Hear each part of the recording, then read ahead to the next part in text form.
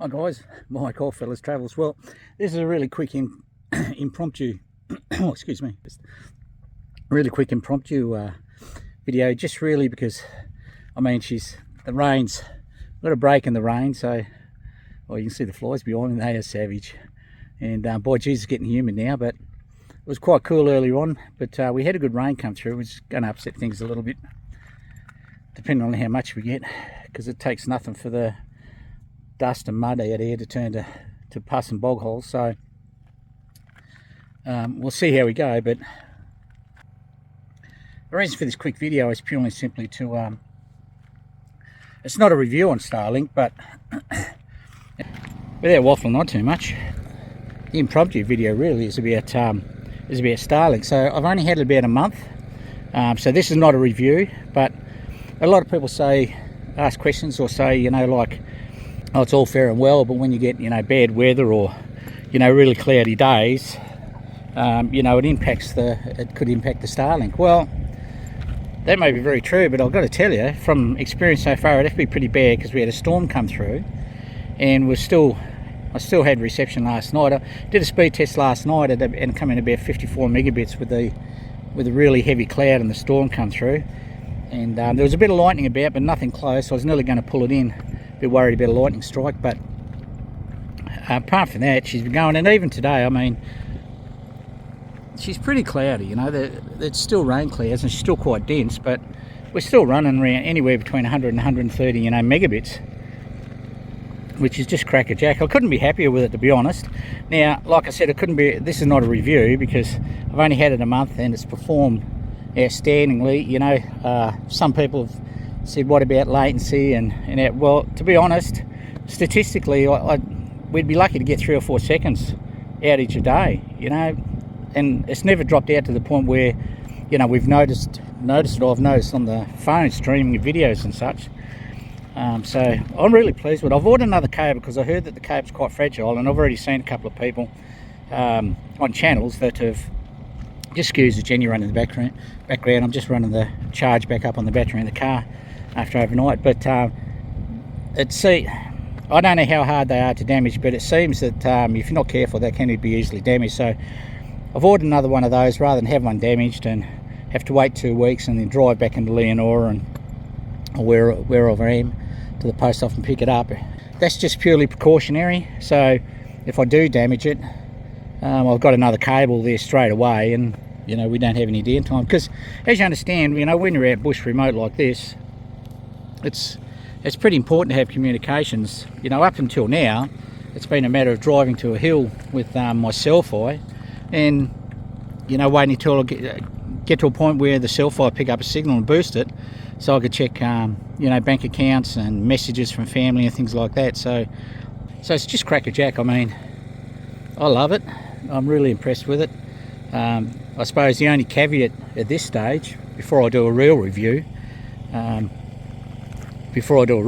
will be, you know, if it sees the year out, because it's pretty tough going out here. You know, it's been sitting out here in temperatures of 34, 36 degrees on more than one occasion, and most days, you know, I don't think we've had a day under about 36 in the last 2 weeks. So yeah, it's going well, and it'll be interesting. I mean, I do have trust in the product, and I think it's a really good product, but proof is in the pudding, and if it can handle these conditions for at least a year, you know, I'd be extremely pleased, because it's very harsh conditions, and the heat will kill anything, you know, electronic, if it gets enough of it. So yeah, very good. So just a quick impromptu video, you know, just to show that the Starlink, you know, really is a very capable satellite option for a full internet solution. It also gives you, you know, your full phone solution using your phone, you know, over Wi-Fi. So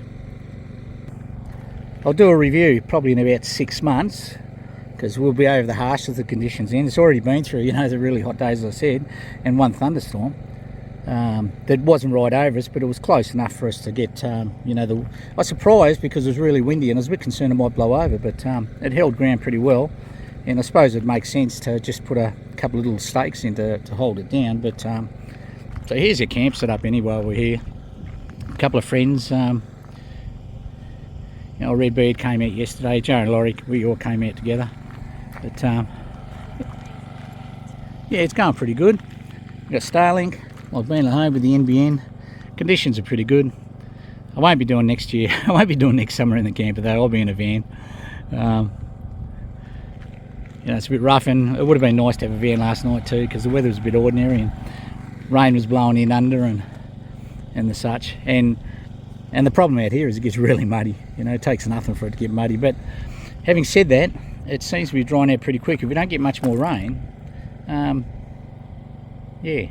For now, though, so that's just an impromptu video, just about the Starlink mostly, just to just show people that are considering it, because I suppose it is an expensive option as far as, I mean, it's cheaper to buy than have an NBN set up at the moment with the special, and well, what it cost me a few years ago anyway back home. But it's a great solution, and people say it is expensive per month. Well, I suppose it is.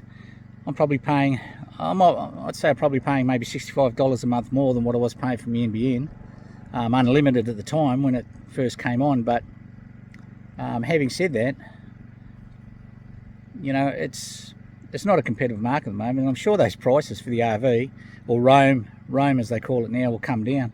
And I also heard that they're introducing the solution into Australia also, where you can actually have it mobile, have it mounted on the, you know, have a low profile and mount on the roof of your vehicle and basically have it all the time, which is pretty cool, but not something I'd bother with. But it'd be great if you had kids. You know, your kids could be watching playing their favourite games and watching their favourite shows while you're on the road in remote areas, which these days is probably a good thing to have. Anyway, that's it, guys. Just a really quick video dropped up just while I had the opportunity to show you how the Starlink operates in you know, poor weather conditions, and it's going pretty good. I'm loving it so far. Now we're just waiting on reliability. Hopefully, touch wood, you know, we'll get a full season out of it, if not more. But if I'm just hoping, if my expectation is a full season in these conditions. It's so hot, you know, in the summer period. So and it's very hot and dusty out here as well. So if we can get through a year in these conditions, I'll be happier than a dog with two tails. Take it easy, guys.